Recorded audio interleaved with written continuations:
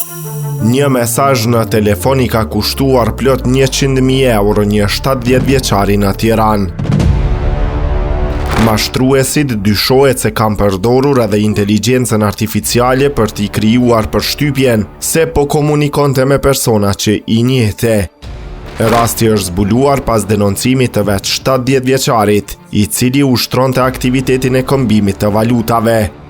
Sipas policisë së Tiranës, 2 persona të arrestuar dhe një tjetër i shpallur në kërkim, dyshohet se i janë prezantuar viktimës përmes mesazheve si persona të njohur të tij, dhe pikërisht këtu dyshohet se ka nisur mashtrimi. 70 vjeçari është bindur t'u jepte 100.000 euro, me pretendimin se parat do t'i ktheheshin vetëm disa orë më vonë, por parat nuk ju kthyen. Pasi kuptoi se diçka nuk shkonte, 70 vjeçari ka njoftuar policinë.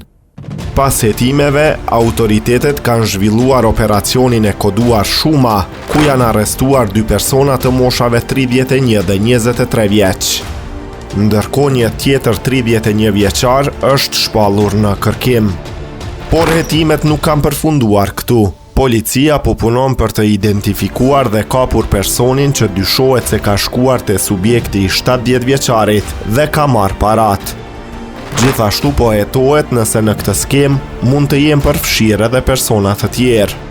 Ky rast tregon edhe një tjetër rrezik që po shfaqet gjithnjë e më shumë, përdorimi i inteligjencës artificiale për mashtrime. Policia ka bërë thirrje për kujdes të shtuar ndaj mesazheve dhe përmbajtjeve të dyshimta që mund të krijohen ose manipulohen me inteligjencë artificiale. Në një kohë kur teknologjia po bëhet gjithnjë e më bindse, një mesazh që duket sikur vjen nga një person i njohur, nuk do të thotë domosdoshmërisht se pas tij qëndron vërtet ai person. Dhe në këtë rast pasojat për 70 vjeçarin kanë qenë 100.000 euro humbje.